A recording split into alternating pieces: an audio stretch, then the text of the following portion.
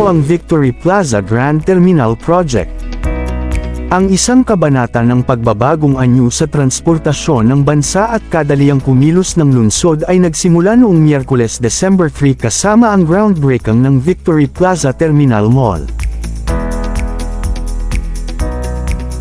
At bago natin ituloy, kung ikaw ay bago pa lang sa aking YouTube channel ay huwag kalimutan mag-subscribe at i-click na rin ang bell icon para lagi kang updated sa mga bago kong upload video. Ang Victory Plaza at Victory Liner Project sa Caloocan ay nagsimula na sa groundbreaking noong December 3, 2025, na hudyat ng formal na pagsisimula ng bagong terminal na magpapaganda sa transportasyon at komersyo, kasabay ng pag-usad ng iba pang malalaking infrastructure project sa bansa, na nagpapakita ng focus sa modernisasyon at pagpapalago ng ekonomiya sa rehiyon. Ang Victory Plaza Terminal Mall ay isang bagong, transport lifestyle hub, na itinatayo sa dating Victory Liner Compound sa Rizal Avenue Extension, Caloocan, na magiging modernong terminal at mall na may shops, dining, at iba pang facilities, na naglalayong magbigay ng convenience sa commuters at simbolo ng progreso. Mas organisado, moderno, at komportable na biyahe, may mga shops, kainan, ATM, drugstore, supermarket, at iba pang pasilidad na pwedeng puntahan habang naghihintay, isang simbolo ng pag-unlad at progreso sa lungsod. Ang bagong pasilidad ay inaasahang magiging mas moderno at efficient para sa mga pasahero at bus operations, na magpapabuti sa karanasan sa paglalakbay at magdadala ng economic boost sa Caloocan.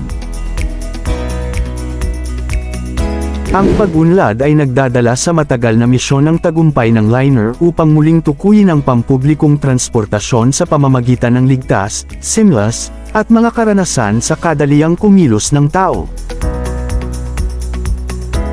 Nakatutulong upang maging unang ganap na pinagsamang transportasyon at pamumuhay ng Luzon, ang Victory Plaza Terminal Mall ay naglalayong muling ayusin kung paano naglalakbay, kumonekta, at makaranas ng modernong buhay ng lungsod.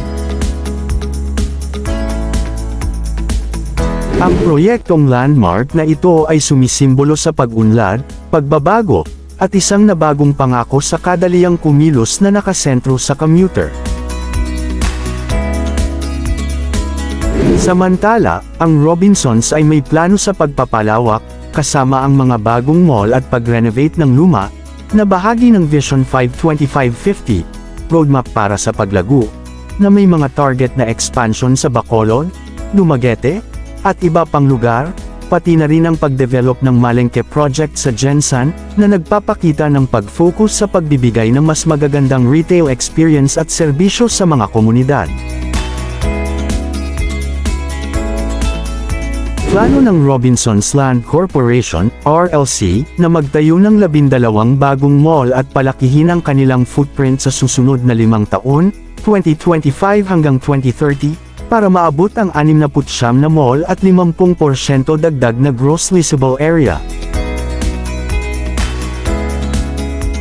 Kasama rin sa plano ang pagpapalawak sa Antipolo, Tacloban, Pangasinan, Ormoc, Pagadian, Palawan, Star Mills, Pampanga, at Iligan hanggang 2030. Magkakaroon ng malawakang pag-renovate at makeover sa mga lumang flagship malls para tumugma sa nagbabagong kagustuhan ng mga mamimili, na nagbibigay diin sa experiential retail at premiumization.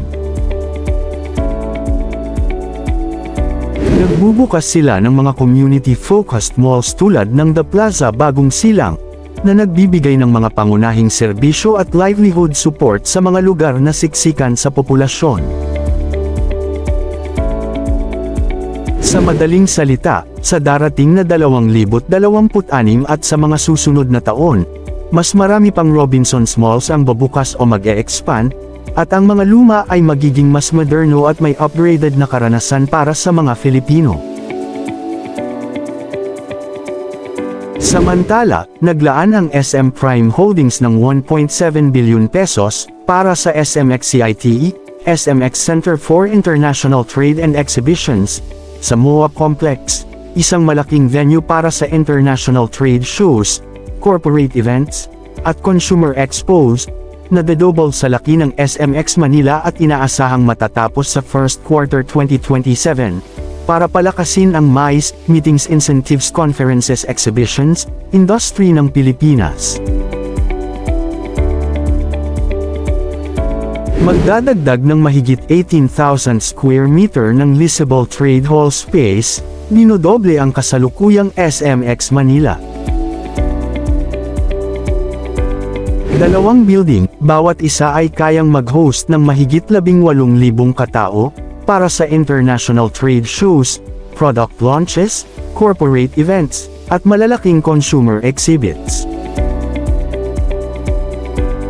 Nilalayo nitong gawing go-to venue ang Manila para sa international events, na makikipagkumpetensya sa ibang bansa sa Southeast Asia. Papatibayin nito ang MOA Complex bilang isang world-class destination para sa mga business events at turismo. 150 bilyon pesos ang ilalaan ng SM Supermall sa susunod na 5 taon para sa pagtatayo ng mga bagong mall at pag-upgrade ng luma, na may target na magbukas ng isang flagship mall kada taon mula 2026 hanggang 2030 para sa mas modernong shopping experience na nakatuon sa sustainability at pagpapalawak sa iba't ibang komunidad.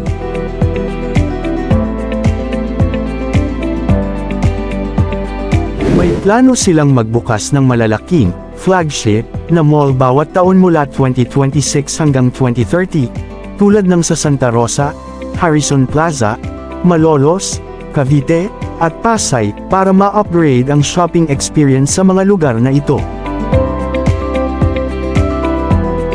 Ang layunin ay palawakin ang presensya sa mas maraming lugar, modernize ang mga mall, at maging future-ready sa pamamagitan ng pagiging greener, smarter, at more people-centered. Target na 100% clean energy gamit ang solar panels at pag-recycle ng tubig.